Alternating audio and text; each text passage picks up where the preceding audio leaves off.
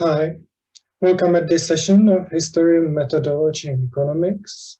And welcome at this session devoted to the topic of scientific revolutions in economics. And we'll try to answer the question, when do economists change their models? What contributes to a decision that one model is inferior and that it should be perhaps replaced by another one? In fact, economists use a lot of models which provide slightly unrealistic predictions, which can be even considered as faulty. Consider, for example, the standard neoclassical model describing what is happening when there is an increase of minimum wage. What will be the impact of the increase of minimum wage on employment?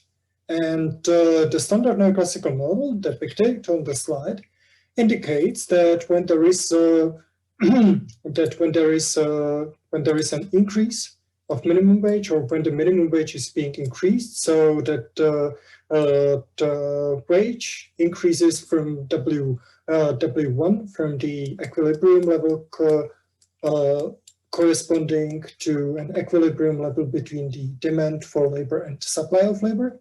When there is a shift of this wage level to minimum wage here, then a disequilibrium appears, and there is an excess of supply of labor over the demand for labor for that given wage, which should then lead to unemployment, to an involuntary unemployment caused by this minimum wage.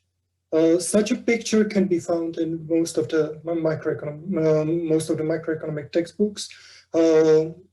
First-year students of economics are being taught that the effect of minimum wage is like this, and it still appears in many policy publications, such as in this publication at the ISA Institute of Labor Economics. So we can see that it is from 2016. However, what's the issue? The issue with this model is that the empirical evidence is vastly against the predictions of this model that the unemployment increases, or that the employment decreases after a minimum wage is being introduced. In fact, economists for a long time try to find out whether the implications of this neoclassical labor market model can be supported by empirical data. This literature from 60s till 1980s is surveyed by David Card and Alan Krieger in their paper published in the American Economic Review called Time Series Minimum Wage Studies, a Meta-Analysis. It is one of the first meta-analyses in economics, and it already targeted very hot topic. And what do they say in their paper? One of the best-known predictions of standard economic theory is that an increase in the minimum wage will lower employment of low-wage workers. The evidence is that the evidence that is frequently cited in support of this prediction is based on aggregate time series studies. However, in contrast to those time series studies literature, a number of recent studies based on cross-sectional comparisons have estimated negligible or even marginally positive employment effect of the minimum wage. And one of the papers which they are talking about is their own study, which was based on cross-sectional comparison of the development of employment in a low-skilled sector after minimum wage has been increased in New Jersey, and it remained the same in Pennsylvania. So we have two economies of very similar structure.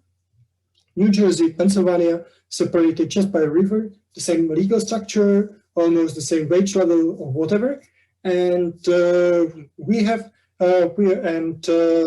we experience an increase in minimum wage in New Jersey, but the minimum wage stood the same in Pennsylvania. And Carter and Krieger used this cross-sectional variation in development of minimum wage as a source of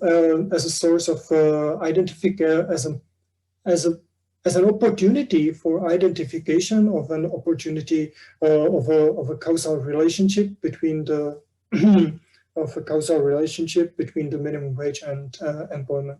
And they have actually shown that there has been almost no effect of increase on minimum wage on unemployment, and almost no effect on minimum wage on employment, even at the sector of low wage factors in the fast food industry, which should have been affected according to the standard neoclassical model by an increase in minimum wage at most.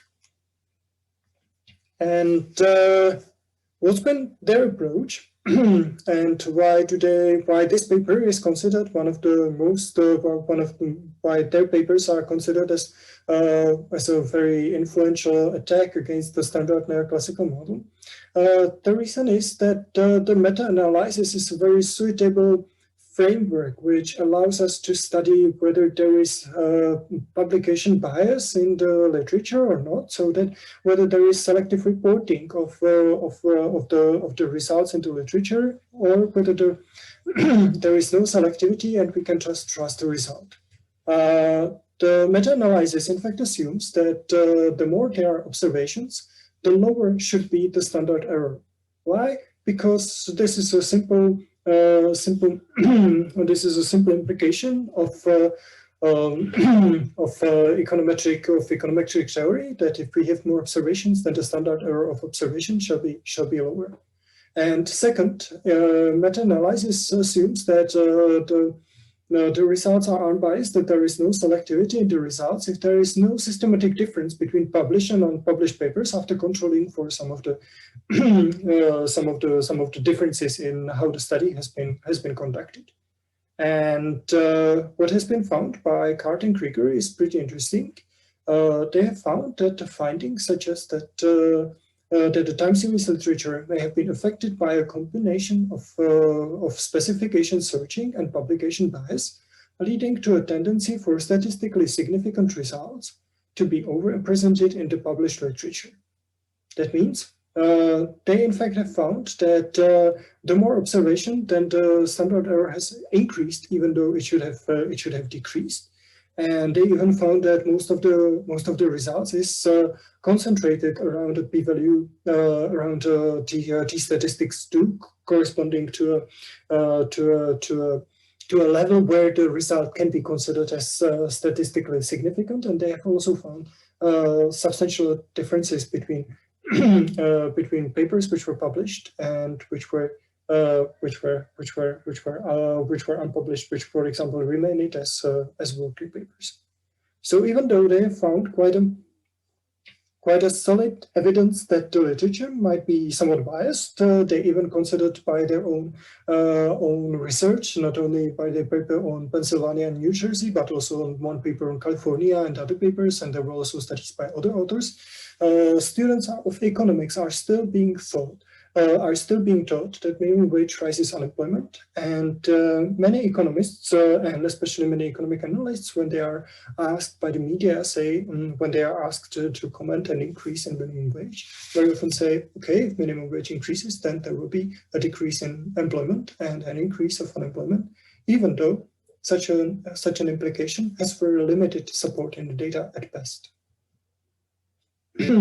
So we can talk. Why do we use still such models which are not really supported by empirical data? And there's even a book published in 2011 by John Quiggin, an Australian economist, called Zombie Economics. And John Quiggin in this book lists several theories that shall be, according to him, rejected due to plentiful empirical counter-evidence, but are not. Rather, there are, according to Quiggin, many economists who attempt to keep such theories alive. What are on his list of so-called zombie theories is in the first place the efficient market hypothesis, which suggests that financial markets are efficient and populated and inhabited by rational agents, and so there are no irrational bubbles, and that prices reflect all available information, so that even there is no rational scope for efficient regulation of financial market, because if the financial markets are perfectly rational, then there is no reason to regulate it. Another theories are connected with the Great Moderation, the period between 1980s and the Great Recession of 2008 and 2009. The Great Moderation is often associated with a belief of economists in the framework of New Keynesian DSGE models and on the powers of monetary policy to smooth out the business cycles, which proved to be wrong in the Great Recession. The third on the list are the DSGE model, the dynamic stochastic general equilibrium model, the consensus of that time and current macroeconomics, which indicates, or which is based on the assumptions that we can build solid and reliable macroeconomic model on micro foundations derived from the neoclassical models and of models such as the model of the labor market is. This is not really something that should and there are many problems, and there are many critical points in the DSGE models, and the DSGE models proved inefficient in predicting the Great Recession, and proved also unreliable when trying to use them to design the appropriate policy response to the crisis. Still, the DSGE models are the main framework used for policy modeling in numerous institutions. Fourth, there is the trickle-down hypothesis. This is the hypothesis that we shouldn't really tax the rich, because their prosperity should also lift the boats and rise the wages of others due to increased consumption. Again, the empirical support for this hypothesis is limited at best. And final two is the belief that privatization increases efficiency of privatized firms and privatized system, and also the idea that austerity is by assumption expansionary, and especially the idea that the front-loaded austerity should bring economic prosperity, because a change in the mood and change in the perception of a future taxation. Again, there is pretty strong counter evidence against these ideas. So here we have a list of models which are pretty inefficient, and we might then ask why economists are still using them.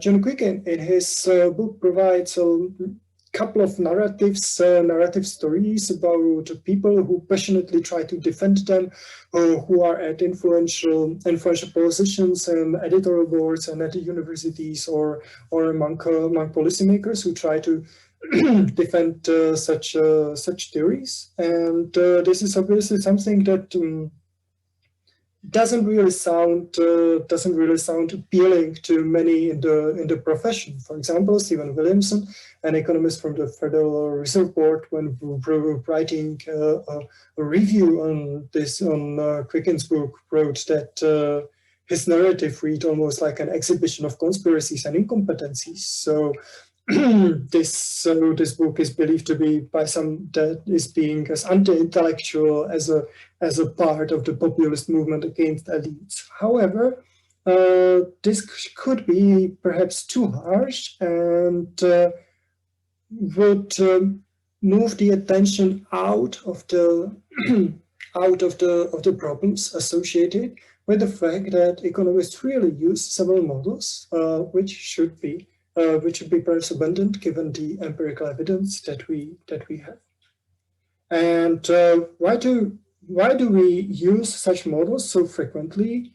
To understand this, we should perhaps return to other field, to a field of a philosophy of science, and what is perhaps the best approximation or best explanation why we are using inefficient model is the theory by Thomas Kuhn, who was a physicist, graduated at the Harvard University, however, who is most famous for his book, The Structure of Scientific Revolution, published in 1962. And he there develops a theory of scientific revolutions, according to which the science, for most of the time, evolves as a normal science, as a in marginal steps, in accumulating knowledge, in doing the real work in trying to understand the peculiarities in the world. And there is another phase which is called as a crisis or scientific revolution. So what are these phases? The normal science is usually defined by a prevailing paradigm. So this is something what is in textbooks, what's been written by classical authors, and the paradigm usually represents a certain tradition in scientific research.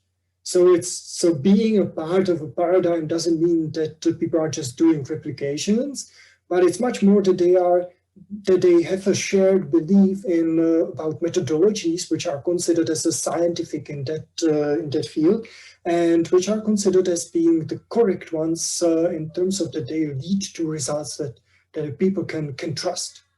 The paradigm is studied at the universities to allow the people who graduate at the universities to create a credit and a membership within the scientific community. And the main practice during this normal phase of science is puzzle-solving exercises. So people usually select some problem which hasn't been understood fully within that paradigm and try to explain that using the theoretical approaches of that particular paradigm. And by this, accumulation of knowledge is being achieved. On the other hand, from time to time, what might happen is a crisis of such a paradigm. This appears when there is some large anomaly, which is regarded as a puzzle, which is re-examined for a while with the frameworks of that paradigm. However, the anomaly still persists, and it is still hard to explain this anomaly using the framework provided by that particular paradigm, which then leads to a crisis of the paradigm, because the normal problem-solving capacity is now not enough to explain what is going on in the real world. And what are the possible outcomes? First, what might happen is that some smart guy appears, or smart woman appears, and says, okay, I think the explanation can be this, and look, it is credible. It's been reached using the frameworks used by the existing paradigm, and everybody will be happy, and the paradigm will prevail. The other way is that the anomaly simply survives many of the tests and reappears, and the explanations are not enough. And so the anomaly is set to, by and large, to set aside for a future generation of scientists to find out with a credible explanation. Or there can be simply recognition that we have perhaps really a problem, that we are unable to to explain what is actually happening, and a crisis appears. However, the crisis doesn't automatically have to lead to a falsification and to a change in paradigm for many reasons. And now, from my point of view, the story of scientific revolutions as described by Thomas Kuhn becomes very interesting, because Thomas Kuhn, similarly to the ideas expressed by many others, but consistently, really, it's in Thomas Kuhn. Thomas Kuhn points to to a behavior, points to the fact that the scientists behave collectively as a community, which where any attempts to change the behavior of a community are being met with the resistance of the members, and with the resistance to change the behavior which has been proved many times as being correct. And it's really hard to persuade the community that a switch needs to be done.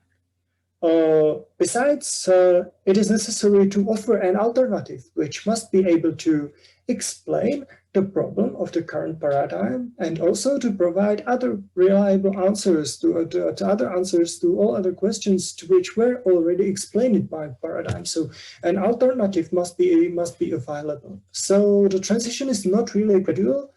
It usually happens that a lot of conditions and preconditions have to be met to allow for a change of a paradigm. And what's perhaps the main implication of writings by Thomas Kuhn is that the science, which is usually associated, and the scientific environment is usually associated with bright minds who are open-minded, open to new ideas and so on. Thomas Kuhn argues otherwise. He actually argues that the science is inherently conservative and very resistant to changes.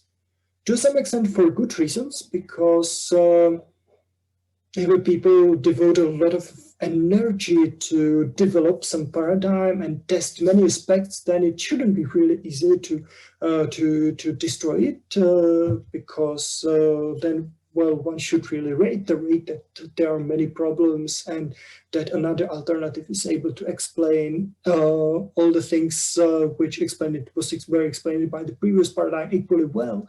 But still, the conservatism of a science might limit the progress. And we might obviously ask whether the Kuhn's perspective does fit to economics. And I think that if we would be thinking about the changes in economic theories over the past century and more, we will see that the theoretical approach by Thomas Kuhn is very viable approach, which gives us a lot of understanding why some changes in theories happened at that given time and were represented by that particular people. Consider, for example, the revolution in macroeconomics of the 1970s. It's been a big shift from a preference of interventionist policies towards a belief that self-regulated market will do the job better. It was also based on a falsification of the Phillips curve hypothesis, and it's been also because the empirical relationships and the empirical models which were in the core of the Keynesian models just lost the empirical support in the 1970s. And there's been alternative available, and the available alternative were the equilibrium business cycle models and the development in general equilibrium models, which started to some extent in 1950s, but then translated in macroeconomics in 1960s and especially in 1970s. And this gradual development of the new theories just helped to provide a reasonable alternative to the Keynesian stories, to the Keynesian theories in 1970s, and there's been an alternative which could replace the previous frameworks. As a side product, economists also shifted their methodology from empirical relationships, from empirical work to theoretical models, to mathematical models, which were based on the axioms of neoclassical microeconomics. So there's been a switch to a tendency to build the macro models from from simplified microeconomic models and taking those microeconomic models as a reasonable approximation of a reality. And because the Phillips curve has failed, there's been really a big skepticism towards empirical work, which is greatly expressed by Edward Leamer in his famous article, Let's Take the Con from the Econometrics. By the con, it's not about conservative people, it's about control variable from econometric approaches. So what Edward Leamer basically argues is that many of the results in econometrics depend on the choice on the control variables and thus are not being trusted by the others. To put it explicitly, Leamer says hardly anyone takes data analysis seriously, or perhaps more accurately, hardly anyone takes anyone else's data analysis seriously. So that was the state empirical part of the economic profession in 1980s. So nothing really optimistic or no praises for empirical work in economics. However, these models, which were developed in 1970s and then extended over the 1990s and 2000s in the framework of the new Keynesian DSGE models, had also many drawbacks and led to their spectacular failure with the Great Recession. Not only these models were unable to predict the crisis, they were unable to predict the mechanism of the crisis, and there were even not provided reliable guidance for policymakers after the crisis. So it's been, for example, hugely controversial where fiscal policy should be used and whether fiscal stimulus should be adopted to help the economies to growth or not, and same can be said about the unconventional monetary policies. And on top of that, even during the 2010s,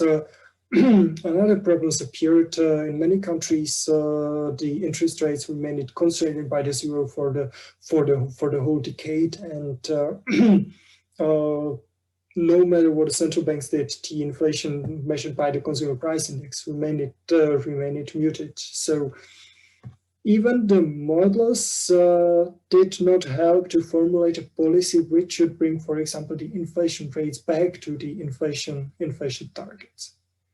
But even if there's been such a big failure of the pre-crisis model, the reaction of economists was to defend this framework and to perhaps introduce some new aspects into the canonical model, such as to introduce financial frictions or financial cycles into the new Keynesian model, and to acknowledge positive and macroeconomically non-neutral role of financial regulation, although there is no clear way how exactly the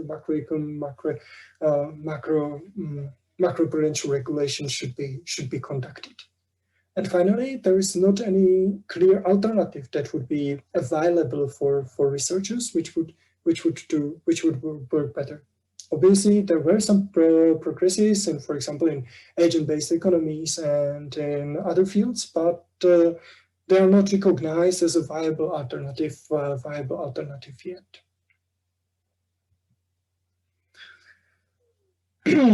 So, what's the state of economics now? We may now ask whether we are facing a scientific revolution now, if the previous framework led to, or the current paradigm, in fact, led to a crisis and is to some extent in a crisis, and at least it is in a crisis if we make a link between the state of economics and the theory of scientific revolutions. So we can see some traces of a new scientific revolution in economics in the renaissance of empirical research, which started somewhere in 1990s, very gradually, very slowly, and contributed to renaissance of empirical research first in microeconomics, especially in 2000s, and it gained much more popularity over the last decade. What is important on this new stream of empirical works is that the proponents of this new stream just take the disagreement among economists as a something what is given, and what is perhaps an opportunity to empirically test the implications of alternative models and to try to find out which models have a higher probability of being right. And they try to develop a common scientific approach to formulate a way how to approach the problems which should be studied. The first one, it should be a formulation of hypotheses and then their careful testing, even though development or doing experiments in economics is not really easy. However, careful research design, such as finding the cross-sectional discontinuity or time discontinuity, might help to infer causality, such as it was helpful to Krieger to find out what's the causal relationship between the minimum wage and employment. And such empirical work is supposed to provide reliable policy guidance according to the proponents of the theories, for example, by Raj Shetty, one of the most influential economists of today's. Here are some papers and some contributions in the literature, which are the most popular one and which move towards the direction. Besides Card and Krieger, I'd like to highlight the book Mostly Harmless Econometrics by Angrist and Pischke, which is in the last decade perhaps the most influential empirical textbook for graduate econometric programs, and contributes to what is now being called as a credibility revolution in empirical economics, which addresses the criticism of empirical approaches of the previous decades, that many of the results are driven by a choice of the so-called control variables, and rather they try to focus on the research designs. And these contributions are now being reflected also among people who are doing macroeconomics or development economics, and the examples are Emi Nakamura and Jon Steinson, who were awarded by Nobel Prize a few years ago, and also by Esther Duflo and her and her co-author Abhijit Banerjee. Well, there are two books, Poor Economics and Good Economics for Hard Times, are one of the best-selling books of the past decade. And gradually, there are even some attempts to reconsider the way how economists are being trained and taught. But such change in teaching is perhaps the slowest to appear, even though some flash exercises or some